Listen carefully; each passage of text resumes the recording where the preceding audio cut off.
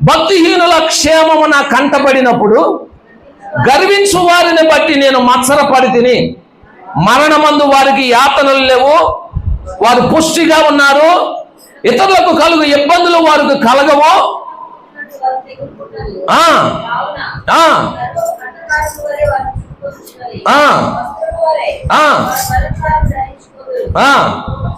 పన్నెండవ వచనం చదవండి. ఇదిగో వీరు ఎల్లప్పుడూ నిశ్చింత గలవారై ధన వృద్ధి చేసుకొందురు.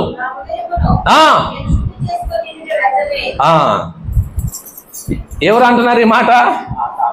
ఏమంటున్నాడని, నా హృదయమును నేను శుద్ధి చేసుకొని ఉండుట వ్యర్థమే. ఎందుకు ఆసాపుకి ఇలాంటి మనసు వచ్చింది? ఎందుకు ఆసాపుకి ఇలాంటి పరిస్థితి వచ్చిందంటే, చుట్టూ ఉన్న ప్రజలను చూసి, భక్తిహీనులను చూసి, వారు క్షేమంగా ఉన్నారే, వారు మంచిగా ఉన్నారే, వారు సంతోషంగా ఉన్నారే, అన్ని రీతులుగా వారు మేలు అనుభవిస్తూ ఉన్నారే. ప్రియ దేవుని బిడ్డలారా, ఆసాపు గురించి చెబుతున్నప్పుడు ఒక సామెత సరిపోయిద్దేమో. ఇప్పుడు ఏంటది? పులిని చూసి ఏం చేసినట్టు? నక్క వాతలు పెట్టుకున్నట్టు. ఈరోజు మనలో కూడా చాలా మంది ఆసాపులాగా బలహీన పడేవారు ఉంటారు. ఇలాంటి పరిస్థితుల్లోనే ఇదే ఎక్కువగా మనిషిని ఏం చేస్తుందంటండి? దేవునికి దూరం చేస్తుంది. ఇలాంటి ఆలోచనలు మనలోనికి ఏమవకూడదు, రాకూడదు, మనలోనికి రాకూడదు. ప్రియ దేవుని బిడ్డలారా, ఈరోజు ఆత్మీయతలో మనం వెనకబడిపోవటానికి, చాలా పర్యాలు మనం దిగజారిపోవటానికి, చాలా పర్యాలు మనం కృంగిపోవటానికి, వెనకడుగు వేయటానికి కారణాలు ఏంటో తెలుసా? లోకములో ఉన్న మనుషులను చూస్తాం, లోకములో ఉన్న వ్యక్తులను చూడటం. అయ్యో, వారు దేవుని తెలుసుకోకపోయినా వారు అన్ని రీతిలుగా బాగున్నారు కదా, సంతోషంగా ఉన్నారు కదా, ఆనందంగా ఉన్నారు కదా, పచ్చగా ఉన్నారు కదా, క్షేమంగా ఉన్నారు కదా, నేను దేవుని నమ్మినా నా జీవితంలో ఏదో ఒక శోధన వస్తుంది, ఏదో ఒక కష్టం బద్దాలు వస్తానే ఉంది అని మనం ఏమనుకుంటున్నాం అంటే, ఇతరులను చూసి మన ఆత్మీయ జీవితంలో దిగజారిపోతా ఉన్నాం. మన ఆత్మీయ జీవితంలో దిగజారిపోతా ఉన్నాం. ఒకవేళ మీలో కూడా ఒకవేళ ఎవరైనా అలాంటి వారు ఉన్నారా? మీ విశ్వాసంలో సన్నగిల్లిపోతూ, మీ చుట్టూ ఉన్న ప్రజలను చూసి, మీ ప్రక్కన ఉన్న వారిని చూసి, వారిని వీరిని చూసి మీరు కూడా వాతలు పెట్టుకునేటువంటి పరిస్థితుల్లో ఒకవేళ మీరు ఎవరైనా ఉన్నారా? మీ విశ్వాసం సన్నగిల్లిపోతూ ఉందా? ఒకవేళ భక్తిహీనులను చూసి, లోకంలో ఉన్న వారిని చూసి వారే బాగున్నారే అని అనుకుంటున్నటువంటి పరిస్థితులు ఒకవేళ నీ జీవితంలో ఉన్నాయా?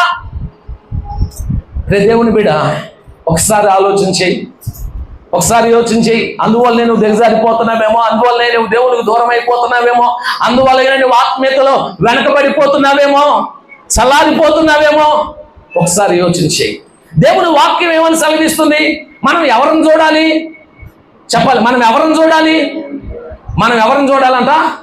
దేవుణ్ణి చూడాలి. ఎబ్రీయులకు రాసిన పత్రిక 12వ అధ్యాయం 1వ వచనం నుండి మనం చదువుకుంటే అక్కడ రాయబడిన మాటలేమోనండి, ఇంత గొప్ప సాక్ష్య సమూహము మేఘము వలె మనల్ని ఆవరించి ఉన్నందున ప్రతి భారమును సులువుగా చిక్కులు పెట్టి పాపమును విడిచి విశ్వాసమునకు కర్తయు దానిని కొనసాగించువాడైన యేసు వైపు చూచుచు మన ముందుంచబడిన పందెములో ఏమవ్వాలంట? ఓపికతో పరిగెత్తాలని రాయబడి ఉంది. అంటే అపోస్తలుడైన పౌలు గారు ఏం చెప్తున్నాడంటే, ఎవరి వైపు చూడమని? విశ్వాసమునకు కర్త అయిన యేసు వైపు చూడు. ఈరోజు ఆత్మీయులమైన మనం, దేవుని బిడ్డలమైన మనం చూడాల్సింది యేసయ్య వైపే, కానీ ఎవరి మన చుట్టూ ఉన్న మనుషుల వైపు కాదు, వారి చేష్టల వైపు కాదు, వారి పనుల వైపు కాదు, వారు ఎలా ఉన్నారు ఏంటి అనేది కాదు. ప్రియమైన దేవుని బిడ్డలారా, వారిని వీరిని మనం చూస్తూ, లోకాన్ని, లోకంలో ఉన్న మనుషులను చూస్తూ మనము ఇంకా ఏమిటది ఆత్మీయతలో దిగజారిపోయి వెనకకు జారిపోయే పరిస్థితుల్లోనికి మనం ఏమవకూడదు అంటండి, రాకూడదు. ఆసాపు ఈ 73వ కీర్తన రాస్తూ అంత భక్తిపరుడే, అంత ఆత్మీయుడే, అంత ఆరాధికుడే. ఆయన చుట్టూ భక్తిహీనుల క్షేమాన్ని చూసాక తన జీవితంలో ఎదురవుతున్న శోధనను బట్టి నా హృదయాన్ని నేను శుద్ధి చేసుకుని ఉండటం వ్యర్థమే. ఇంత భక్తిగా ఉండటం నేను వ్యర్థమే, ఇంతగా నేను దేవుణ్ణి ఆరాధిస్తున్నానే, ఇంతగా నేను దేవుళ్ళలో ఉంటున్నానే, ఇది నాకు వ్యర్థమే. చూడు వాళ్ళందరూ ఎంత క్షేమంగా ఉన్నారో, వారు ఎంత చక్కగా ఉన్నారో, దేవుణ్ణి ఎరగకపోయినా వారికి అన్ని జరిగిపోతున్నాయి కదా, దేవుని దగ్గరికి రాకపోయినా వారు మేలు అనుభవిస్తూ ఉన్నారు కదా, నేను ఎందుకు ఇలా ఉన్నాను, నేను ఎందుకు, నా పరిస్థితి ఎందుకు ఇలా ఉంది అని తనను తాను ఏం చేస్తున్నాడండి, దిగజార్చుకుంటున్నాడు. నా హృదయాన్ని నేను శుద్ధి చేసుకుంటూ వ్యర్థమే. ఇలా ఆసాపు ఏం చేస్తున్నాడండి, మాట్లాడుకుంటా ఉన్నాడు. మాట్లాడుకుంటా అతని హృదయం అంతా వేదనతో నింపబడి ఉన్నది, బాధతో నింపబడి ఉన్నది. అది దేవుని సన్నిధికి వెళ్ళి ప్రార్థించేదాకా అతనిలో వేదన ఏమవ్వలేదంట, పోలేదు. అయితే మనం గమనిద్దాం, ఆయన దేవుని సన్నిధిలోనికి వెళ్ళిన తర్వాత ఏం జరిగిందో ఒకసారి చూద్దామా. 16వ వచనం దగ్గర నుండి చదవండి ఒకసారి. 16వ వచనం నుండి, అయినను దీనిని తెలుసుకోవాలనని ఆలోచించినప్పుడు నేను దేవుని పరిశుద్ధ స్థలములోనికి పోయి వారి అంతమును గూర్చి ధ్యానించు వరకు ఆ సంగతి నాకు ఆయాసకరముగా ఉండెను.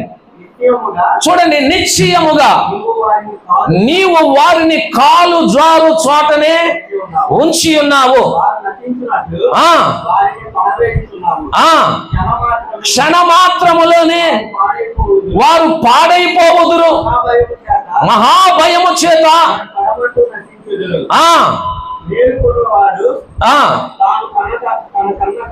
మరిచిపోవునట్లు.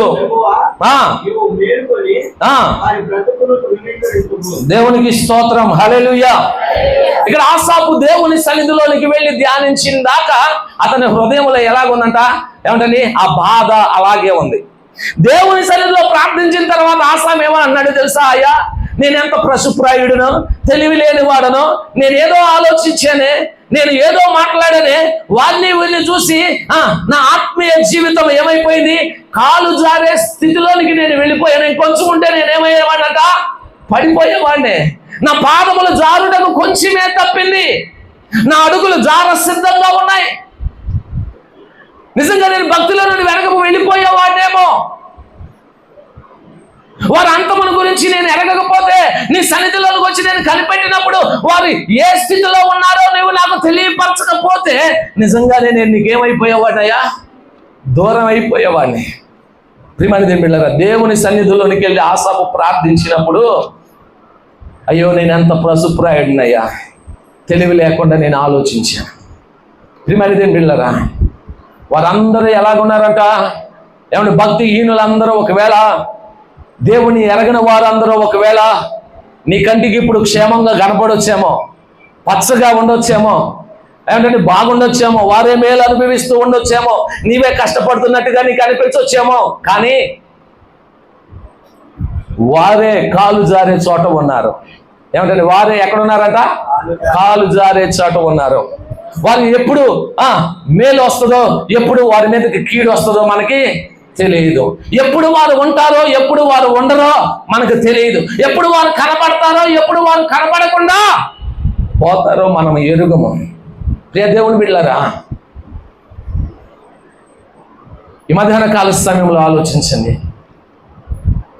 మన మూలవాక్యం చదివాం కదా, ఆసాపు అంటున్నాడు, అయినను నేను ఎల్లప్పుడూ ఎక్కడున్నాను, నీ యొద్దనున్నాను. అయినను నేను ఎల్లప్పుడూ నీ యొద్దనున్నాను. నా కుడి చేయి నువ్వేం చేస్తున్నావంట, పట్టుకొని ఉన్నావు. దేవునికి స్తోత్రం, హల్లెలూయా. ఈ మధ్యాహ్న కాల సమయంలో వాక్యం వింటున్నప్పుడు దేవుని బిడ్డ, మన కుడి చేయి ఎవరు పట్టుకున్నారు చెప్పాలి, ఎవరు పట్టుకున్నారు, దేవుడు పట్టుకున్నాడు. ఆయన మనల్ని ఏం చేయడంట, విడిచిపెట్టడు.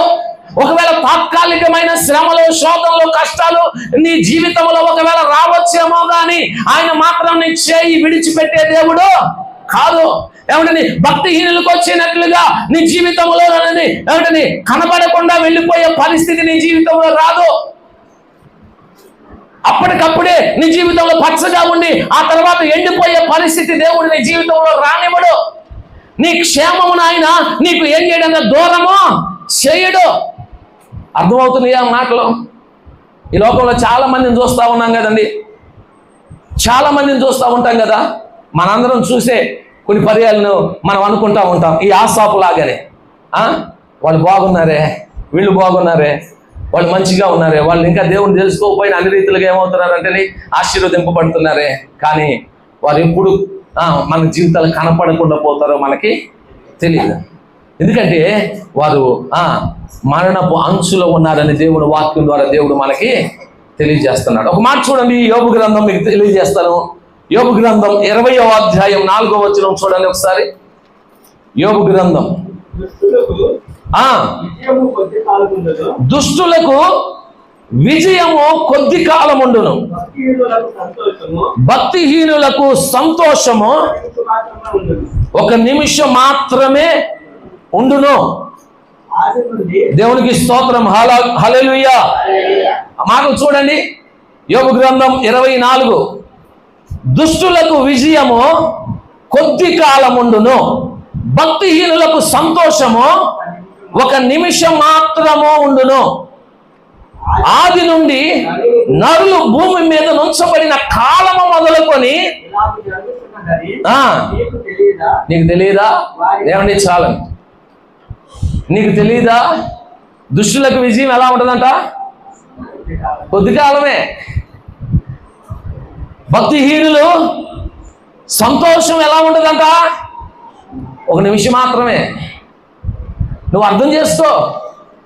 ఈరోజు నువ్వు వారిని వీరిని చూసి నీవు వాతలు పెట్టుకుంటున్నావు కదా, నీ ఆత్మీయ జీవితాన్ని దిగజార్చుకుంటున్నావు కదా, నేను భక్తిగా ఉండటం వ్యర్థమే, నాకెందుకు ఈ కష్టాలు, నాకెందుకు ఈ శ్రమలు, దేవుని నమ్మని వారే బాగున్నారు, నమ్మిన నేను ఏమయ్యాను, ఎలా ఉన్నాను, ఇలా ఉంది నా పరిస్థితి అని ఒకవేళ నువ్వు అనుకుంటున్నట్లయితే ప్రియమైన దేవుని బిడ్డలారా, నిన్ను ధైర్యపరచడానికి, నీ విశ్వాసాన్ని వృద్ధి పొందించడానికి, నిన్ను మరలా తనలో నిన్ను నిలబెట్టడానికి దేవుడు నీతో మాట్లాడుతున్న మాటలే ఇవి. ఏమంటది? భక్తిహీనులకు కాపుదల లేదు, భక్తిహీనులకు భద్రత లేదు, భక్తిహీనులతో దేవుడు లేడు. ఆయన నీతో ఉన్నాడు, ఆయన నీ కుడి చేయి పట్టుకొని ఉన్నాడు, ఆయన నిన్ను నడిపించేవాడై ఉన్నాడు. ఒకవేళ భక్తిహీనుల గురించి నువ్వు ఒకవేళ చూస్తే దేవుని వాక్యం సెలవిస్తుందంట, వారికి సంతోషం నిమిషం మాత్రమే ఉంటుంది, వారికి విజయం ఎలా ఉంటుందంట? కొద్ది కాలమే ఉంటుంది. భూమి మీద నరులు ఉన్నప్పటి నుండి ఇది జరుగుతుంది, అప్పటి నుండి జరుగుతుంది. నీకు తెలియదా? మీరు చూడలేదా? పరిశుద్ధ గ్రంథాన్ని మీరు కూడా ధ్యానం చేయండి. భక్తిహీనులు ఎవరైనా ఒకవేళ వృద్ధి చెందిన వారు ఉంటే వారు ఎల్లకాలం ఆశీర్వాదకరంగా ఉన్నారా? లేరండి. దేవుని బిడ్డలైన వారే వారు ఎల్లకాలం ఎలాగున్నారంటే ఆశీర్వాదకరంగా ఉన్నారు, దీవెనకరంగా ఉన్నారు. ప్రియమైన దేవుని బిడ్డలారా,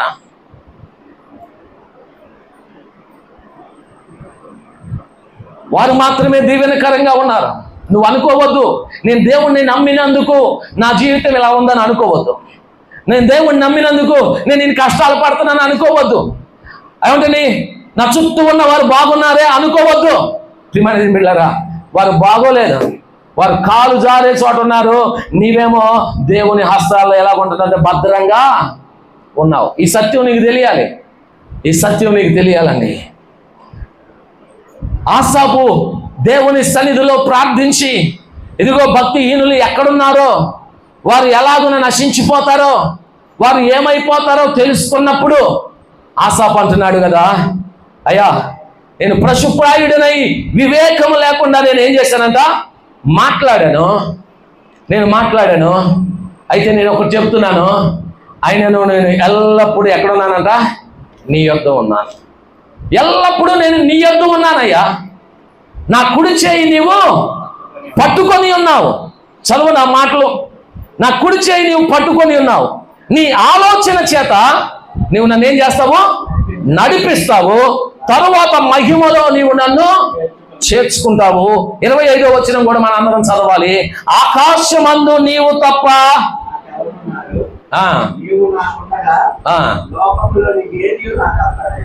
దేవునికి స్తోత్రం, హల్లెలూయా. ఆకాశమందు నీవు తప్ప నాకెవరున్నారు యేసయ్యా. ఆకాశమందు నీవు తప్ప. పాడండి.